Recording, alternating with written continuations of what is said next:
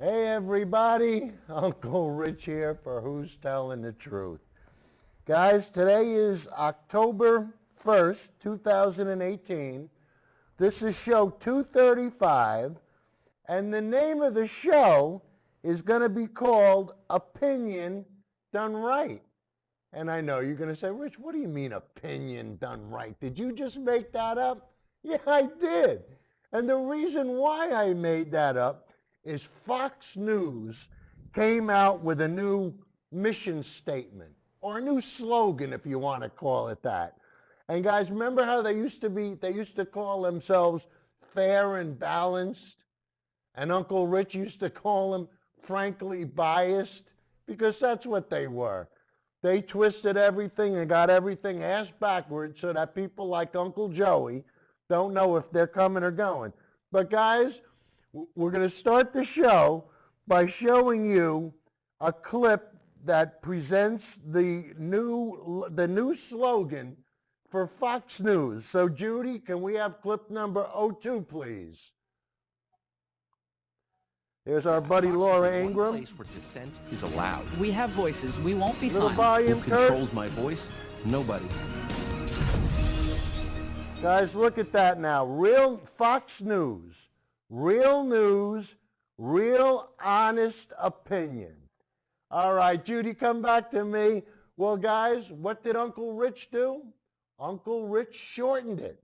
So, Judy, can we have the title of the show up now? And guys, rather than have real news with real honest opinion, let's just be honest with each other, and we'll call it Opinion Done Right. And we know that virtually, first of all, Fox doesn't do news. Very few things that they do are factual and can be tested. So they really don't do news, so it's good that we got news out of there. They do plenty of opinion. And what side of the aisle does the opinion come from? The right side. So guys, Uncle Rich makes things nice and short and easy. And we're going to call it Fox News from now on, Opinion Done Right. Short and sweet, nice and simple, and truthful. Can you imagine that? Hearing truth on Fox TV? But guys, the one thing that we usually hear on Fox is ignorance. And believe me when I tell you, they're not stupid, they're ignorant. Maybe let me change that around. Maybe they are stupid and they're ignorant. But this next clip is going to prove it to you. So guys, Judy, let's have clip number 03 with Mr. Avenatti. And I thought you were following the news. So let me I thought ask you were knowledgeable let me about ask you, these I'm a little things. confused. You just demonstrated your ignorance because you didn't even know Michael Cohen pled to 2 felonies associated with a campaign finance violation. I don't believe... You just demonstrated your ignorance. And that's what they do. Why? Because on Fox News, they don't care what's real. They only care what's right. They don't care about reality. They only care about the Republican Party. And that's it, plain and simple. And guys, the next clip we're going to play is, what are we going to find out? Now, this is Jeff Koons and Chris Koons and Jeff Flake, and they're trying to reach out to try and straighten out some people. So, Judy, let's have clip number 4, please. So keep reaching out, because we hear you and we need to keep hearing from you. So feel free to join me in an elevator anytime.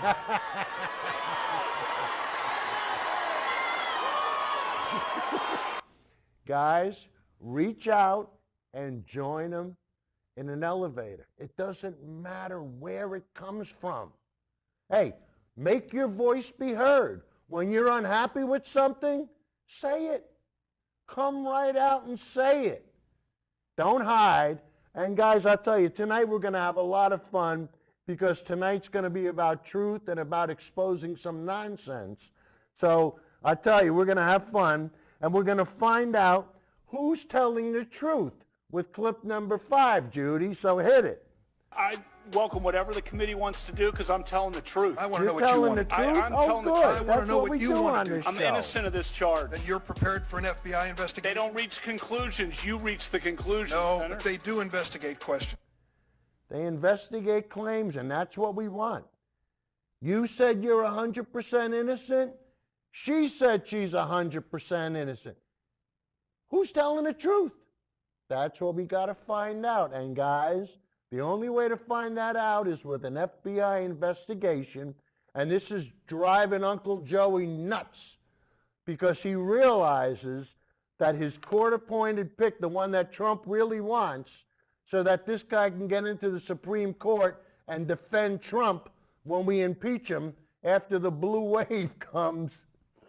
But guys, the next clip, we're going to show you how the Republican Party always thinks about the Clinton conspiracy machine. And they've got these conspiracies in their mind. And what do? They drive the simple folk crazy because the simple folk listen to this nonsense, and people like Ken Johnson and Eddie Schiluck, they believe it. So guys, what do we do when they believe it? We straighten them out, right? So Judy, let's have clip number 6, please. As I watched him, part of me thought, this is a man who believes that he did nothing wrong and he's completely unjustly accused and he's being railroaded and he's furious about it. There were some lines that he delivered that were sharper, more partisan, more, this is the Clintons paying me back. This is a Democratic smear campaign, that I was surprised, struck to hear from a judicial nominee. This is the Clintons' payback machine. Can you believe this? They got nobody else to blame, so who do they blame? The Clintons. Why? The Clinton Foundation. Oh, that comes, and I tell you, and the simple folk fall for the nonsense. And guys, you know, when it comes to special interest, this is something that we've got to take control over. And fortunately, Senator Whitehouse has got his eye on the ball, and he knows what he's doing. So, Judy, let's prove my point with clip number 7, please.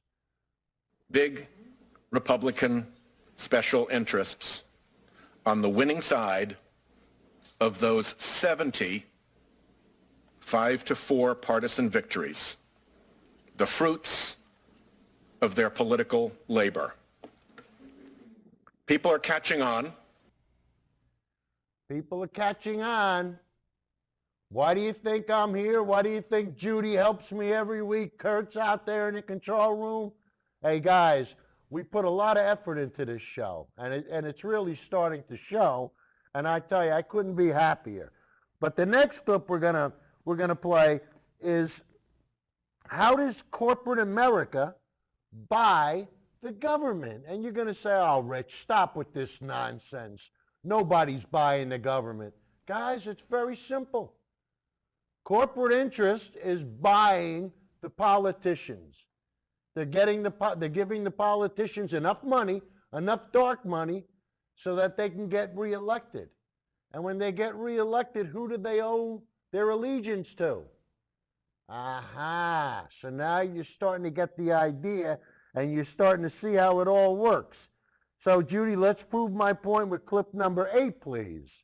2016 alone, 1,800 corporate PACs gave over $380 million to campaigns around our country. Corporate PACs. Think about this for a second. That Congress then turned around and gave a tax bill to those corporations that So they get them elected, they turn around and they give them billions of dollars in corporate tax breaks. One hand washes the other, but guess whose hands don't get washed? The people that work, the working class, the people that deserve it. They get nothing. And why? Because 83% of the Republican tax cuts went to where? The 1%. Thank you, Mr. Trump. And guys, this is what we got to deal with. This is why we need a blue wave in November. And guys, you know, we won the last election. We got more votes. But the Republican Party is more deceitful, and they know how to play the game better. They know how to go low. And guys, we're starting to learn how to go low. And you know, you see this stuff that's happening with Kavanaugh, and guys, this is driving Uncle Joey nuts, because he thinks that everything the Republican Party wants, it's supposed to get. And nobody, but not even God, can get in the way of the Republican Party. Why? Because God put Trump in office, right? We showed that on one of our other clips. But guys, you know, how do you lose after you won? And Uncle Joey sent this clip in. So Judy, let's have clip number 9, please. But they beat us. They beat us. We lost. They beat us even though we got more votes. We even got though more our votes, side right. had 3 million more votes. How do you win by losing an election? Well, that's what they know how to do. They know how to do it very well. They know how to voter suppress. They know how to gerrymander. They know how to do all these things. They know how to make sure that the racist clause in our Constitution that gives us the Electoral College is still in there. And guys, how do you win? How do you win? How does Trump win? Very simply, by lying. He's a con man. He's a good liar. And Judy, let's prove it by clip number 10, please. Steel is incredible. U.S. Steel is opening up a minimum of Like the way you did that, Judy. That was pretty slick. I like the way you did that. Experiment. Guys, we got new equipment. You could see we're having fun. We're getting to learn. I'm telling you. We're gonna really do some amazing things in the future. So anyway, you see now how Trump lies, and what do we do about it when Trump lies? So Judy, let's see how we respond to Trump with clip number 11, please. U.S. Steel isn't opening 6 or 7 new plants, no matter how many times the president says it. A spokesperson for U.S. Steel told PolitiFact the president isn't on the inside track on any exclusive info, and there are no public plans to open new plants. You mean Trump lied to us? Judy, what did you say? You can't get back to me? Just keep talking. All right, so I don't know, guys, once again, here we go. We don't know what's going on, but it's going. So anyway, Judy, let's forge ahead with clip number 12. And what kind of questions, and what kind of questions should we ask, and which side will win out? So can you play clip number, I think we're on number 12, Judy. U.S. Steel isn't opening 6 or 7 Nope, new that's plants, 11. no matter how many times the president says it. A spokesperson for U.S. Steel told PolitiFact the president isn't on the inside track on any exclusive info, and there are no public plans to open new plants.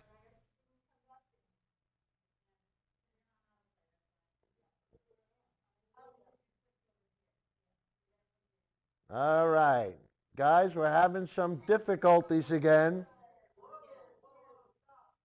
Judy, can we have clip number 12? That's number 11.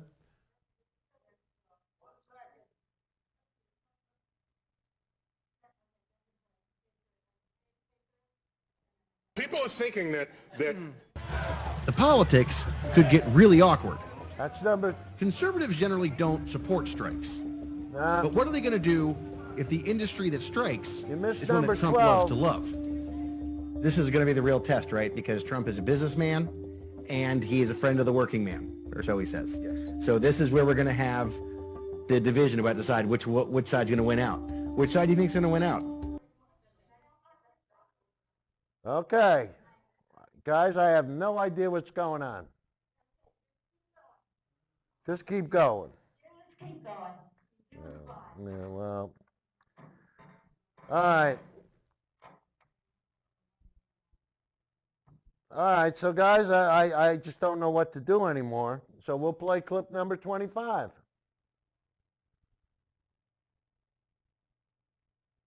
I think James O'Keefe's work has brought that out. The concern I have is that O'Keefe's work doesn't get enough play.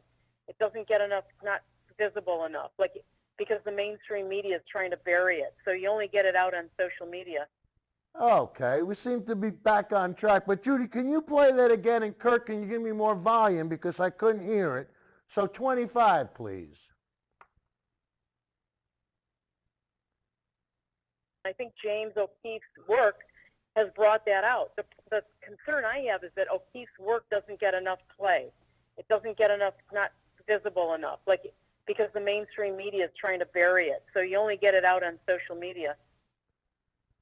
So, Judy, so the mainstream media is trying to bury what, oh God, no, I forgot what James O'Keefe is doing, doctoring videos. And what happens with that? Chris invites his good friend Jane Ruby on, and they want to promote this nonsense. So what happens, guys? It's fortunate that Uncle Rich is around so he can call in. So, Judy, let's have clip number 26, please. I think James O'Keefe's work has brought that out. The concern I have is that O'Keefe's work doesn't get enough play. It doesn't get enough, not visible enough, because the mainstream media is trying to bury it. So you only get it out on social media. Okay, Judy, can you play clip number 26 now? Richie, that is 26. It's the same as 25. Okay, can you play 27 then? You're on the Ponte Show. Hello. Chris, how are you? Hey, how you doing, bro? So there's ways we can profess ourselves, huh? Yes, sir. Well, this is it, the social media, kid. Absolutely. And absolutely. Chris, I tell you, I got a beef with Mrs. Jane Ruby. Okay. And now you got to do me a favor. You got to tell me okay. that you want to have absolutely nothing whatsoever to do with James O'Keefe. Because if you subscribe to anything that he believes in, you're as sick as he is. And he's Alex Jones. He posted a video about people not caring about breaking laws, and they work in the State Department. Why does that make me sick? Chris, James O'Keefe is a convicted felon. Do you know why he was convicted? Why? Of doctoring videos. Oh, That's okay. right. He was caught doctoring videos, and what does he do? He goes out and does it again. And what do? You and Jane Ruby promote him. I didn't promote him. I was just discussing with him. Hey, listen. This is my show. Chris, you're right. Chris, you're right. It's your show. Get your act together and don't start promoting conspiracy theories. Chris, I love you. I really do. You're a good man, but you've taken the wrong path. Come back to us, Chris. Come back to us. Don't promote this nonsense. And you're going to put up a guy that doctors videos. He's the one from Project Veritas that took the videos of the Planned Parenthood selling baby parts. He was the one that did it. So what does Chris do? Chris promotes him. Chris, you can't do this, kid. As part of the social media, it's my responsibility to look in the camera and to call you out and say, Chris, stop with the nonsense. Stop with the ridiculousness. Stop listening to Jane, whatever her name is, and stop with the bull. Just stop, Chris. I'm not going to let you get away with it. And you should know better than that. Yeah, and you should be man enough on your next show to come on and say, Rich, hey, look, I'm sorry, I got it wrong. I got it wrong, and I apologize, and I'll never let it happen. But Chris, you know, you more or less, you remind me of Kavanaugh. You know, he comes up with this nonsense, and now everybody's trying to defend him. No. Call him out. Take him out to the woodshed. Be a man. Do what you're supposed to do. You're supposed to be a God-fearing individual. What would Jesus do in a situation like this, Chris? What would Jesus do, Chris? All right, so anyway, guys, I don't want to be vicious. I really don't want to be vicious. But when somebody is going around promoting nonsense, he's got to be called out. And you're going to say, Rich, how do we know that he's promoting nonsense? How are you so sure of yourself? And guys, the next clip, we're going to prove it because we caught James O'Keefe with his hand in the cookie jar. So Judy, I hope the next clip is 28, so hit it.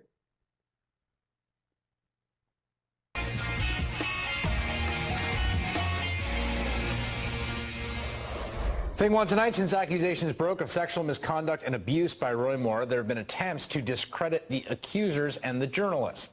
The original Washington Post report was a result of extensive fact-checking, interviews with 30 sources, and 4 on-the-record accusers. And those reporting standards are part of what makes the stories credible. Methods designed to verify facts and prevent false stories from being printed. Case in point. A woman approached the Post with dramatic and false tale about Roy Moore. She appears to be part of an undercover sting operation. While fact-checking the woman's story, the Post found several inaccuracies, so they interviewed her again and told her it was being recorded. I still do mortgage work. Well, it's a little bit of an issue there, and I just want to ask you to explain it, because when we called the company that you said that you worked for, they said they didn't have, that you didn't work there. Did you talk to the corporate office? Beth made the phone call, and I know that she said that that they didn't have an employee by your name there.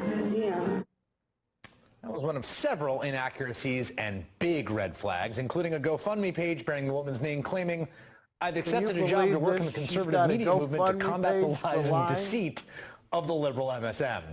It now appears this is part of a James O'Keefe scam. And that's thing 2 in 60 seconds. Unbelievable. Remember James O'Keefe, founder of Project Veritas, which attempts to discredit liberal groups and news publications by using selectively edited covert video recordings. Videos are normally posted on Breitbart. He's received funding from none other than the Trump Organization. Back in 2010, O'Keefe was convicted of a misdemeanor for a scheme that involved entering a Democratic senator's office while posing as a telephone repairman and wearing hidden cameras. Well, now he's been busted yet again. It appears the woman who contacted the Washington Post with a false Roy Moore accusation works for O'Keefe. This morning, Post reporters saw her walking into the New York offices of Project Veritas. Afterward, the Post approached O'Keefe for comment. Does Jamie Phillips work for Project Veritas? Did you guys send her to pose as a victim of Roy Moore to the Washington Post? I'm 15 minutes late for this meeting, so okay. I gotta run. But we will get in touch with you, okay? Jamie Phillips, does she work for the Washington Post? Does she work for Project Veritas? Not here? No, I'm not getting into any questions. James, this one. So he doesn't have the Galaducci's to face the camera and be a man. He's got to do subversive videos and cut them up and doctor them. Why? So he can trick the simple folk in the Republican Party. Yeah, he can sell the hate and the fear and the division. And this is somebody that Chris wants to promote. Chris, come back to us, kid.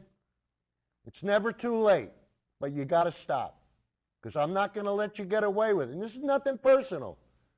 I'm not coming after you. I'm coming after what's in your head and how you've been brainwashed. And I tell you, the one nice thing is we have people from different sides of the aisle that can actually get together and promote peace and prosperity. And they can do it as global citizens. So Judy, let's have clip number 29, please.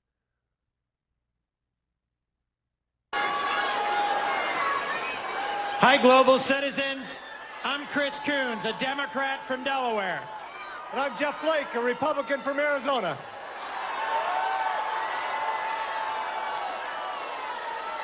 Time spent in Africa when we were young men shaped both of our lives. We never dreamed that we'd have the opportunity to work together in the Senate on the issues that we worked on as young men. The things that I saw in Kenya, in Uganda, in South Africa in the 80s were the impact of AIDS, the profound and crippling impacts of the oppression of women, and the devastation of bad governance. And my time in Namibia as a young man was special. I had the privilege of watching a country being born. As senators, we've had the opportunity to develop a deep and genuine friendship, traveling and working in Africa on the issues we most care about.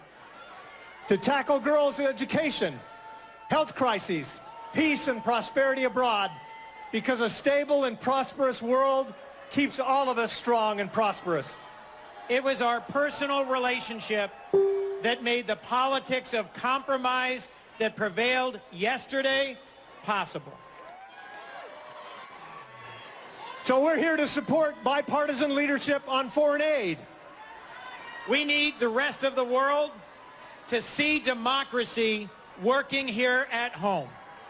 Thanks to all of you global citizens who have contacted us this year. You've texted, you've called, you've touched our hearts. Keep calling. There are people's voices we need to hear from around the world and here in our own country. So keep reaching out, because we hear you and we need to keep hearing from you. So feel free to join me in an elevator anytime.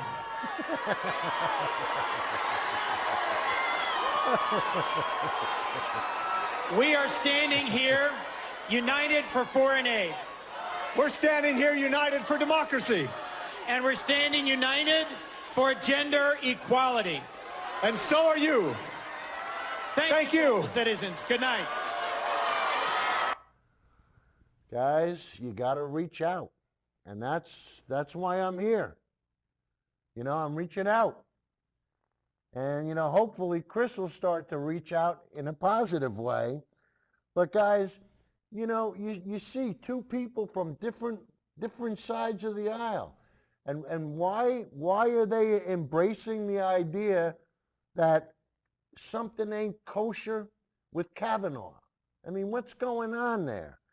And, you know, so the next clip we're going to play you is from Bill Maher, and it's with Neil deGrasse Tyson. And this is where we got a little screwed up before. But what Neil deGrasse Tyson is trying to say is sometimes it might take an epiphany to get somebody that's got something completely backwards.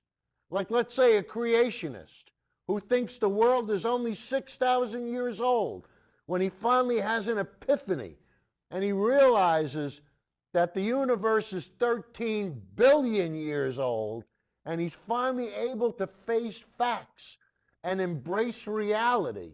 These are the things that we have to work towards, you know? So let's listen to Neil deGrasse Tyson, and I tell you, this guy is good. So Judy, clip number 30, please.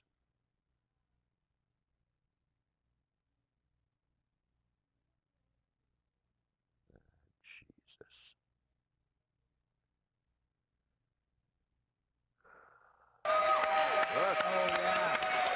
Oh, we must have done good. We must have done good. Neil deGrasse Tyson, what can we do to fight against the anti-intellectual movement in America? Oh, you think you could teach Donald Trump something? No, I can. Well, no. No, really. I mean, that's okay. This is like guys and dolls. It's a bet. Right, you pick anybody, and I can teach. All right, Donald Trump. So, okay. I will bet you $1,000. You cannot teach Donald Trump that the stealth bomber is not literally invisible. No. $1,000. What say? So we will meet at Lindy's tomorrow. People are thinking that teaching is handing someone information to replace information that they had that is false. Correct. That's an aspect of teaching, but it's not the fundamental dimension of it. It's getting a person to understand why their thoughts are wrong to begin with. And then it's their own epiphany. Good luck with Trump. It's their own epiphany, and that's what we got to do, guys. You got to let people think that they came up with the idea. And if they came up with the idea, then it's good. That's the way it works. And I tell you, the next part is part 2 of the same clip. And just listen to Neil deGrasse Tyson. Tell you, the guy's on the ball. So, Judy, clip number 31, please.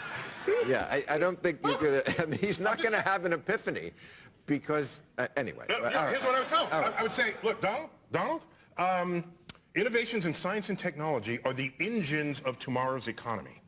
And they will drive our health, our wealth, and our security. If you invest in science and technology today, that will be the country that you always wanted it to be. And he'll say, that's why I'm abolishing Obamacare. Yeah. But that's the first thing he'll get to say. the part about me. Yeah. But it's not anti-intellectualism. I think it's anti-science, anti-empirical truth. That's the bigger danger. Because we are not taught in Empirical school truth, what guys. science What is and can how we and why it measure? works. What What we're can taught we is a prove? satchel of facts. Yeah. And then you Right. spit it back in the test and you move on to your next class.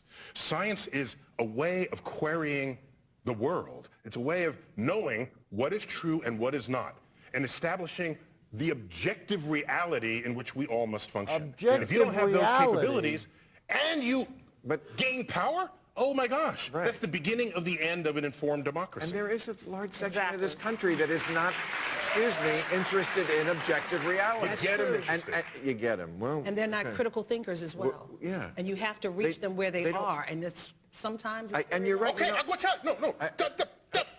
Oh boy. I didn't want to have to go here. He doesn't like this. I didn't want to have to go there, but let me just say. Going down. Okay. All right. One of my 2 books that are on the bestseller list right now has been on the bestseller list for 71 weeks. It's been a court. Listen to me. It's been a court bobbing in tidewaters of Trump books that have come and gone. How do I get my Whether or book not in I wrote 71 that weeks? book, it is a science book on the bestseller list, and that gives me hope that somebody out there cares about an objective reality. How many? Objective reality. What's real? What's true? What's measurable? These are the things we need to be concerned about. Not listening to Trump. It's a hoax. Global warming's a hoax. He's such a moron, I tell you. And the fact that he doesn't understand this is sad. But we do have people that understand things, and one of them is Bernie. And this is Bernie's take on what happened at the hearing. So, Judy, let's have clip number 32, please. Judge Kavanaugh, will you support an FBI investigation right now? Personally, do you think that's the best thing for us to do? Come on, spit it out. Spit it out. Come on. You're not man enough to say it, huh? Look, Senator. He refused to call for an FBI investigation. What's he afraid of, guys? Judge Kavanaugh, what is he hiding? Today, Dr. Christine Ford sat in that same chair, and under oath, she said clearly and unequivocally that she was the victim of sexual assault at your hands. And she didn't flinch at the prospect of submitting herself to an FBI investigation of these charges. You started off with an impassioned statement at the beginning, and in the course of it, you said, "I welcome any kind of investigation." Well, that's what he said, but that's not what he whatever meant. the committee wants to do, because I'm telling the truth. I want to know what you want to do. I'm telling the truth. I want to know what you want to do. I'm innocent of this charge. Then you're prepared for an FBI investigation? They don't reach conclusions. You reach the conclusion. No, Good, they we'll do reach investigate the conclusion. questions. Do the investigation. You can't have it both ways, Judge. You can't say here at the beginning, I wanted a hearing. Moment, Look, I this welcome thing- any kind of investigation. This and thing was then sprung walk on away me. from this. If there is no truth to her charges, the FBI investigation will show that. Are you afraid that they might not? What are you afraid of? Jay Witt. What are you afraid of? Right? Hey, if you were innocent, bring on the investigation. I can't wait. Have them call me tonight. But no. Guys, you see what's going on. And the important thing is it's not he said, she said. The fact is, one of them is lying. One of them is lying. That's why we call the show Who's Telling the Truth. We're going to find out. We're going to find out by the end of the week, hopefully. But guys, I have a feeling what's going to happen is Trump is going to withdraw his name. And I really feel that. And the next clip we're going to show you is Coons and Flake on 60 Minutes. And guys, listen to some of the conspiracy talk they start to unravel. So Judy, let's have clip number 33, please. I'd like to ask both of you what you made of Judge Kavanaugh's very emotional response and what it may or may not say about his judicial temperament. Does this man belong on the Supreme Court? Does he belong? Well, when he walked out, and you could see him open his binder and put his paper here, and we knew that he was eager to testify. And I have to say that when I heard him, I heard someone who I hoped I would sound like if I had been unjustly accused. And to see his family behind him, as Chris said, and it was anger. But if I were unjustly accused, that's how I would feel as well. And I as it went on, I think his interaction with some of the members was a little too sharp. But the statement at the beginning, I thought, was pretty raw, but in keeping with someone who had been unjustly accused. He had exchanges with Senator Feinstein, with Senator Klobuchar, with others that I thought went over a line. He was clearly belligerent, aggressive, angry, and I thought there was a tough dynamic there. As I watched him, part of me thought, this is a man who believes that he did nothing wrong and he's completely unjustly accused and he's being railroaded and he's furious about it. There were some lines that he delivered that were sharper, more partisan, more, this is the Clintons paying me back. This is a Democratic smear campaign, that I was surprised, struck to hear from a judicial nominee. I'm not at all surprised to hear that from other colleagues in the committee or on television, but I was really struck that I thought his anger got the best of him and he made a partisan argument that would have been best left to be made for his advocates and defenders on the committee. Made you wonder about his suitability? In my case, yes, it made me wonder about his suitability to serve on the bench. But Senator Flake, you identified with it, you understood. Well, the part that he talked about, the mention of the Clintons and whatnot, I didn't like either. It seemed partisan, but boy, I had to put myself in that spot. You know, I think you give a little leeway there. So when a guy that wants to be on the Supreme Court starts talking about the BS of the Clintons and the Clinton Foundation, what's going through their mind? What could possibly be going through his mind? Another Clinton conspiracy? Is this the way you, and you want to put this guy on the Supreme Court? Are you serious? Are you serious? This guy ain't much smarter than Uncle Joey. He makes Ken Johnson look like a Rhodes Scholar. And Eddie Schiluck ain't far behind. But guys, you know, Senator Whitehouse came across and he identified the special interests. And guys, this is what we're dealing with in this country. The country's been bought. It's been bought by the Republican Party, and everybody's starting to realize it. So Judy, let's prove my point with clip number 34, please. And ask yourself, do you think investigator Kavanaugh would have tolerated letters like this from the third person in the room had there been one with Mr. Clinton and Ms. Lewinsky? Never in a million years. Bada bing. And yet this is what we're supposed to satisfy ourselves with in this matter. It is preposterous to anyone who's ever done serious investigation. That's it. Yet this is what we are left with. We have done a botch of an investigation. A joke. Over time, I expect the facts come out. They have a way of doing that. Cover-ups never last. You got that right. The sand is running through Kavanaugh's hourglass. Time's up. And I pledge whatever I can do to make sure that the truth of his conduct is ultimately determined. Setting aside this botch, we go back to a Supreme Court far too often dancing to the tune of a handful of big Republican special interests. There you go. That's it, guys. Big Republican special interests funding the Federalist Society that is now picking Supreme Court nominees. There it is.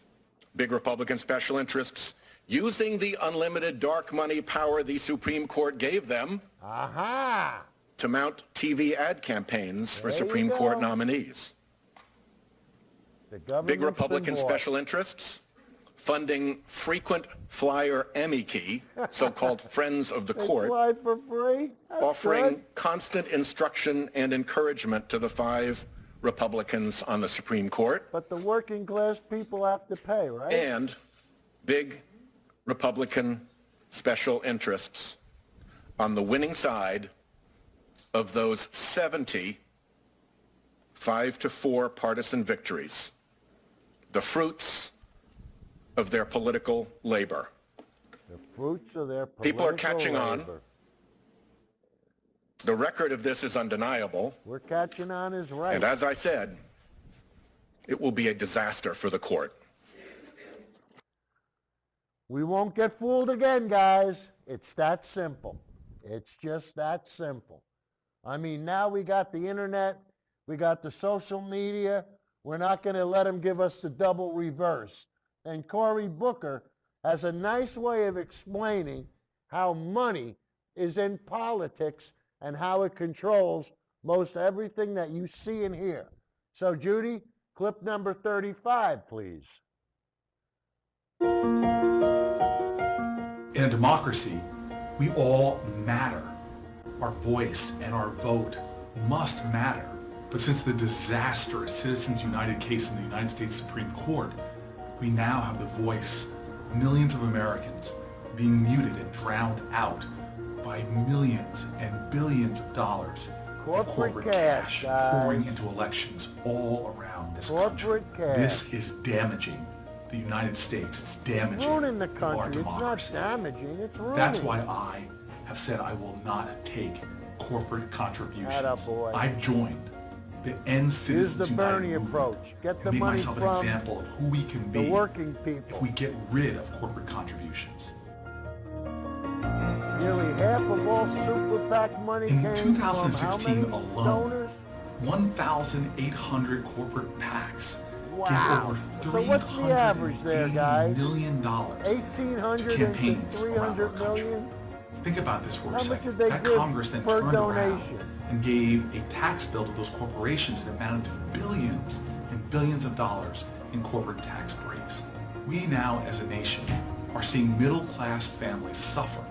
In fact, people in my state saw their taxes increased in order to give corporations Mr. bigger Trump. and bigger tax cuts. The system is being rigged by people with money and people with power. And those corporate tax breaks, those billions of dollars to corporations, blew a hole in the federal budget the size of $2 trillion. Thank you, And that Mr. debt Trump. is going to Who's put gonna pay pressure that on the back stability of critical programs for middle-class families, Medicare, Medicaid, Social Security. We need more people joining this movement to get corporate cash out of our politics.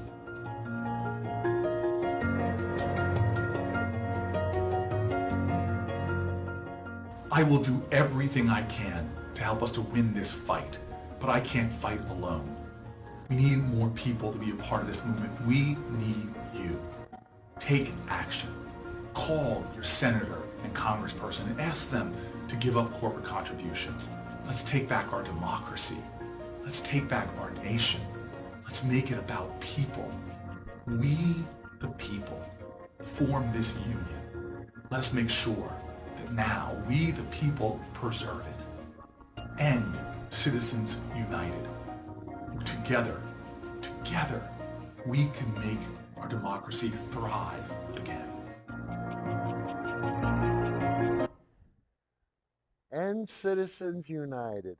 Guys, it's always about what it's always about. The money. Very simple. It's always about the money. Corporate America buys the politicians, And the politicians reward corporate America by doing exactly what corporate America tells the politicians to do. It's that simple, guys. Very simple, and it works. Works very well. And guys, the next clip is going to be from Michael Moore.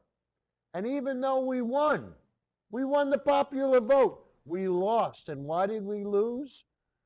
Because the Republican simple folk are not simple folk at the top of the Republican Party. It's only the Republican base that is stupid enough to vote for the Republican Party.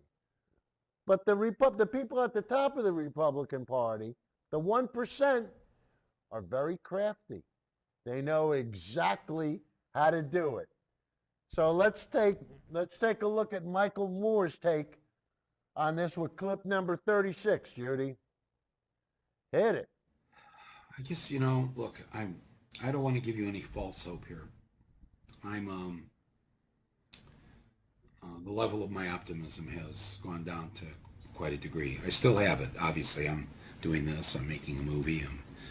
I'm going to have a TV series here in another month or so. I'm doing this because I believe there's a chance to make this right. But I'm not going to kid you either. Donald Trump outsmarted everybody. Donald Trump Sorry if that's a hard thing to hear. Everybody. Yep, but he did. He did. He outsmarted the smartest person ever to run for president. He did. And he did. He's a con man. That's what. If you say to me, well, no, don't. You're giving him too much credit. Yeah. Well, here's what I'm giving him. He's in the White House, as he says, and we're not. So he didn't get in there by being a complete dummy. But if we all aren't doing everything we can do in the next few weeks, leading up to the November 6th election, it's going to be very difficult to recover the country once the Democrats lose in November. And if you don't think that can happen, you're probably one of those people that were absolutely sure Hillary was going to win in 2016. And for anybody who spent any time in 2016 celebrating Hillary's victory early, that more than anything probably cost us the election and gave us Donald J. Trump. You have to approach this election as if we're going to lose and they're going to win. And you know why they're going to win? Because they're smarter than we are. I know they look like a bunch of douchebags and doofuses and idiots simple and folk. Call them simple folk. Out of control racists. But they beat us. They beat us. They beat us even though we got more votes, even though our side had 3 million more votes. How do you win by losing an election? Well, that's what they know how to do. And they know how to voter suppress. They know how to gerrymander. They know how to do all these things. They know how to make sure that the racist clause in our Constitution that gives us the Electoral College is still in there. So, so if you're thinking that this is going to go great in November because, well, everybody's on to Trump now, I'm here to tell you tonight that there's a very good chance that they're going to continue to be in power. And you should wake up every day for the next, 60 days and operate with the absolute belief that we're going to get our asses kicked. So guys, let's not get our asses kicked. Let's go out and vote. But more importantly, you're going to say, well, how were they able to do this? How were they able to beat the Democratic Party? And guys, it's very simple. When you put a con man in the right place, things happen. So Judy, let's have clip number 37, please. Then Trump summed up his feelings about these allegations. The big, fat con job. That is a harsh attack on these women.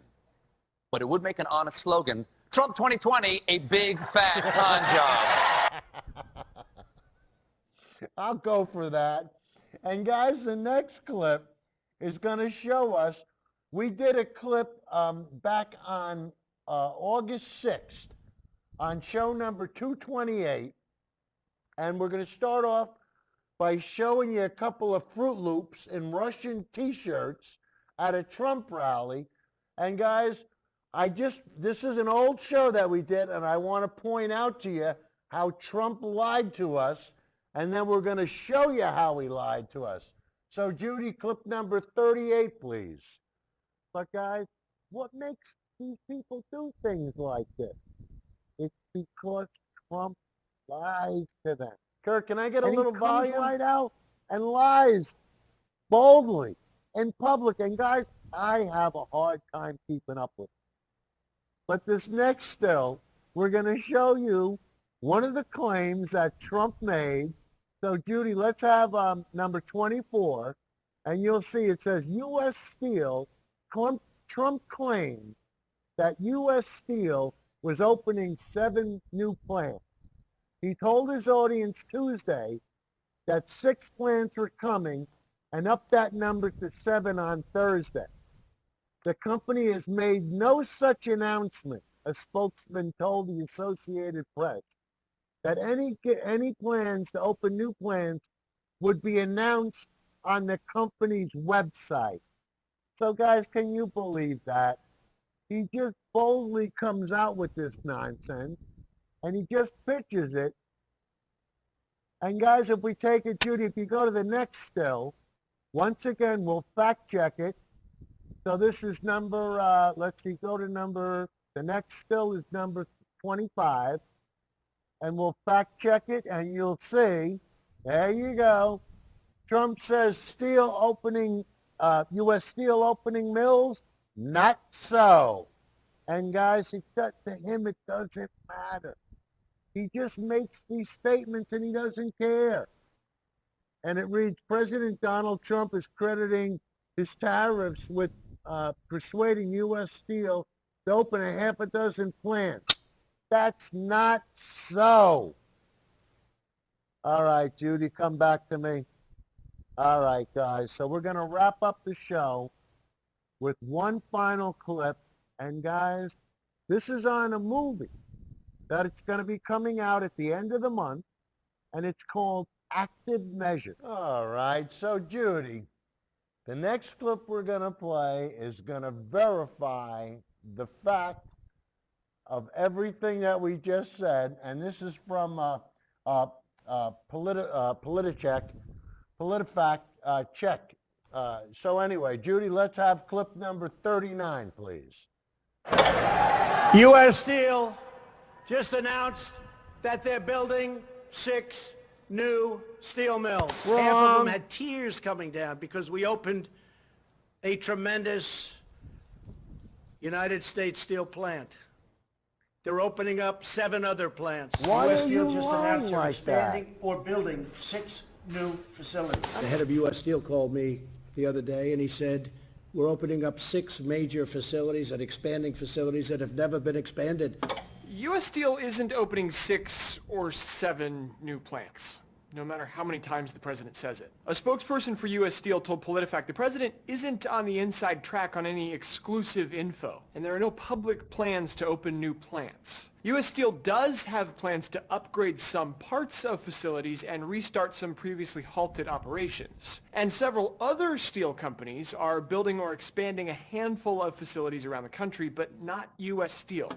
This claim, which the president has been repeating for at least a month, is flat wrong.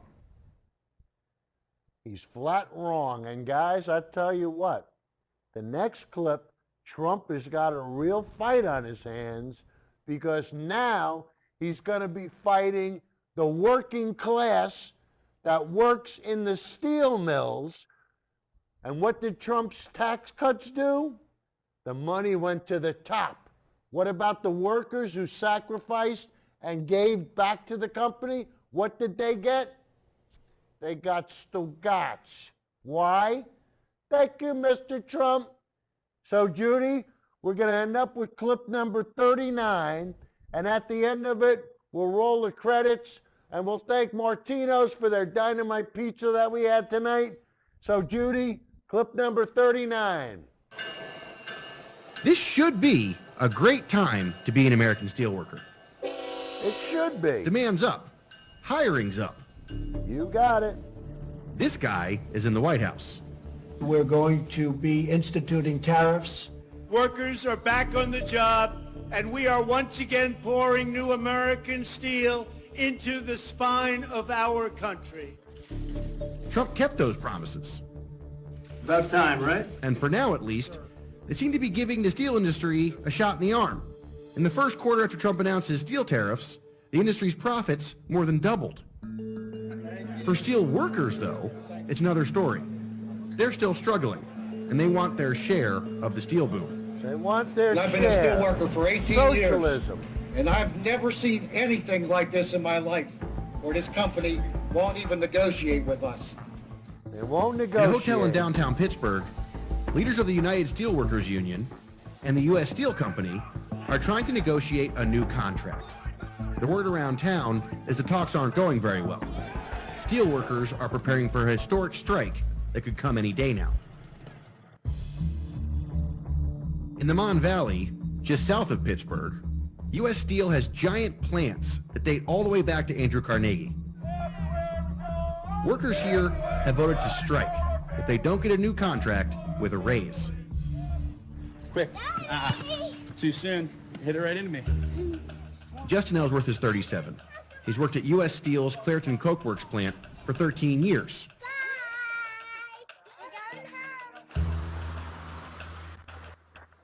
It's great. You know, I will try the black IPA. When it comes to beer, he drinks local. I live 2 of those right next to them. When it comes to politics, he's a Bernie guy. Why am I sitting in a town where industry has this industry that was promised it was going to come back has come back? Why am I sitting in a town talking to a worker who's thinking about maybe going on strike? Well, there's a difference between a company making money and its workers making money. That's the long and the short of it. While the tariffs have done wonders for our industry, so far, that hasn't filtered down the line. So it's not trickle-down economics, U.S. Steel says its proposed contract contains significant base wage increases, lump sum bonuses, and choice among high-quality benefit plans. Workers don't see it that way. They agreed to a pay freeze and reduced benefits in their last contract. They sacrificed through the bad years. Now they want to enjoy the good ones. We never threatened a labor stoppage because they were, the industry was where it was at. And this time, for them to come to us and say, some of the original proposals were just insane. So all we're asking is for, kind of fair wage increases instead of just kind of,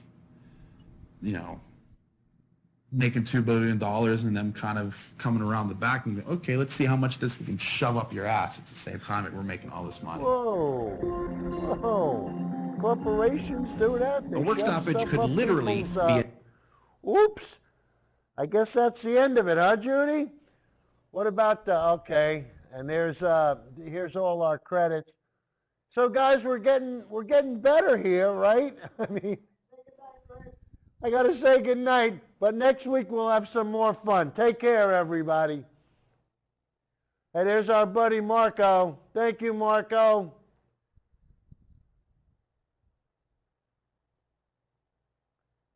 All right.